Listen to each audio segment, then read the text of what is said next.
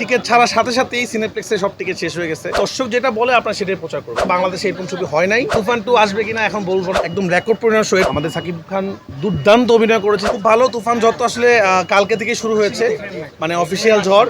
কারণ কালকে টিকিট ছাড়ার সাথে সাথেই সিনেপ্লেক্সে সব টিকিট শেষ হয়ে গেছে। আপনারা জানেন আজকে যারা সিনেমা দেখতে আসবে তারা হয়তো তুফানের টিকিট পাবেন। আপনারা কেউই এখন তুফানের টিকিট পাবেন না, কারণ প্রথমে ছিল 12টার শো, 12টার থেকে বাড়া এখন 21টা 22টা 23টা করছে, কিন্তু তারপর টিকিট নাই। তো এটা খুবই ভালো। সারা দেশ থেকেই ছবি সব জায়গায় হাউসফুল যাচ্ছে, খুব ভালো লাগতেছে। আর আমি সারাদিন বসে বসে রিয়াকশন দেখতেছিলাম, তো এখন আসলাম দেখি যে সব ঠিকঠাক আছে কিনা। তো দেখা যাক কি হয় আর কি। ওদের তো আসলে রিলিজ হয়নি এখনো, 28 তারিখ রিলিজ হবে, কিন্তু ওরা তো ট্রেইলার টিজার বা গান দিয়ে প্রচুর হাইপে আছে এবং ওরা ওয়েট করতেছে বাংলাদেশের মানুষ কি বলে। তো 100% পজিটিভ রিভিউ পাচ্ছি এবং সবাই বলছে যে এটা বাংলাদেশে এখন পর্যন্ত সেরা কমার্শিয়াল ছবি।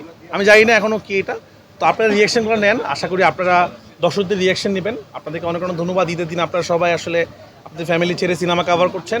আমি আপনাদের একটাই অনুরোধ করব যে দর্শক যেটা বলে আপনারা সেটাই প্রচার করবেন, সেটা হোক ভালো হোক খারাপ। সেটা কিনা জানি না ভাই, আমি চেষ্টা করছি এমন একটা ছবি বানানোর জন্য। আপনারা নিজেরা তো ছবিটা দেখবেন, যেই ছবি দেখলে আমরা প্রাউড ফিল করতে পারবো। আসলে আমি আস্তে আস্তে নিজের ছবি বেটার করার চেষ্টা করেছি। কোরবানিটা আমার জন্য খুব লাকি।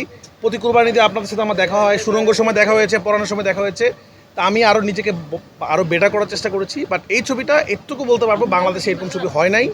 এটা আসলে আপনারা যখন সিনেমা দেখবেন তখনই বুঝতে পারবেন, এবং দর্শক যখন রিয়াকশন নেবেন তখনই বুঝতে পারবেন যে আসলে আমরা কী করি। তুফান 2 আসবে কিনা এখন বলবো না, আর কিছুদিন যাক তারপরে বলবো। আসলে যেহেতু শেষে কি এটা আসলে এখন বললে কি হবে, সিনেমার মধ্যে এটা একটা সাসপেন্স আছে, আমি এটা নিয়ে কথা বলতে চাই না। দেখা যাক কি হয়। তুফান 2 আগ্রহের দিকে আগ্রহ থাকছে দর্শক। আমি দর্শকদের একটা কথাই বলবো, আপনারা প্লিজ অগ্রিম টিকিট কেটে হলে আসার চেষ্টা করুন, বিশেষ করে সিনেপ্লেক্সগুলোতে। না হলে আসলে আপনি এসে সিনেমার টিকিট পাবেন না। শো তো বাড়াইছে আসলে, কিন্তু এখন আমি জানি না এখন কি করবো। এটা আসলে এটা খুব কষ্ট লাগে। একজন দর্শক বাসা থেকে রেডি হয়ে বেরিয়েছে তুফান দেখবে, কিন্তু এখানে এসে টিকিট পাচ্ছে না 3 দিনের। তখন সে চিন্তা করতেছে তাহলে কি করব। তখন সে অন্য ছবি দেখছে।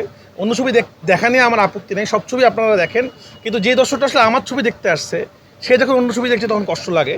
তো যাই হোক, আমি দর্শকদেরকে বলবো আপনারা একটু বাসা থেকে চেক করে আসেন। এখানে আসলে 3-4 দিনের টিকিট নাই আসলে। শো বাড়াচ্ছে, অলরেডি কালকে 36টা শো হয়েছে, একদম রেকর্ড পরিমাণ শো। এরকম শো পরান হাওয়া তো আমরা পাই নাই। তো ওরাও চেষ্টা করছে। এখন এইরকমের যে ক্রেজ হবে এটা আসলে আমরা কেউ অনুমান করতে পারিনি, তাহলে শো আজকে আরও বাড়তো। সেই জন্য আমি লাকি।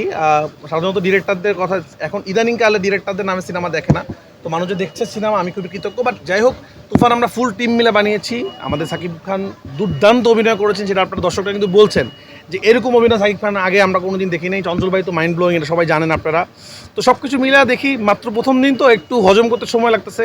এরকম রেসপন্স পাবো আশা করি নাই। আর স্বাভাবিক, আমার ছবি তো আসলে সাধারণত প্রথমে সিনেপ্লেক্স থেকে হিট হওয়া শুরু করে, তারপর আস্তে আস্তে গ্রামের দিকে যায়। কিন্তু এবার তো 129টা হলে একসাথে চলতেছে। আপনারা অনলাইনে ঢুকলেই পেয়ে যাবেন। আপনারা যখন সিনেপ্লেক্সের ওয়েবসাইট, এখনকার যুগে ডিজিটাল যুগ, কেউ মিথ্যা কথা বলতে পারবে না। সব কিছু খুব পরিষ্কার, কয়টা শো বিক্রি হচ্ছে, কয়টা শো টিকিট নাই, এখন তো আপনারা দেখতেই পাচ্ছেন। আজকের, কালকের, পরশু দিন, তারপরের দিনও টিকিট নাই। রেকর্ড সংখ্যকটা বলতেছি না, কিন্তু সাধারণত কী হয়, আমাদের সিনেমা রিলিজ হওয়ার পর অ্যাডভান্স টিকিট বুকিং হয়, কিন্তু সিনেমার টিকিট ছাড়ার সাথে সাথে 4 দিনের টিকিট যখন বুক হয়ে যায়, এটা বাংলাদেশে আগে কখনো হয়। সব রকম পদক্ষেপ নিয়েছি। আপনারা জানেন গতবার সুরঙ্গ যারা পাইরেসি করেছিল তাদের 4 বছরের জেল হয়ে যেতে পারে, তারা কোর্টে আছে। আমি আশা করব আপনারা অনেকে হয়তো বুঝেন না, না বুঝে ভিডিও করে ছবি আপলোড করে দিচ্ছেন, ছেড়ে দিচ্ছেন। এটা কিন্তু মারাত্মক একটা অপরাধ। কোনো সিনেমারই আপনারা পাইরেসি করবেন না। বাংলা সিনেমার এই জয়যাত্রা শুরু হয়েছে, এটা সাথে থাকুন। এটা সবার জন্যই ভালো লাগে যে বাংলা সিনেমা এই যে একটা ক্রেজ, মানুষ কোরবানি দিয়ে দৌড় দিচ্ছে সিনেমা হলে, এটা আসলে সবার জন্যই ভালো। আমার মনে হয় আমার জন্য, আপনাদের জন্য ভালো লাগে আসলে সিনেমা যখন চলে।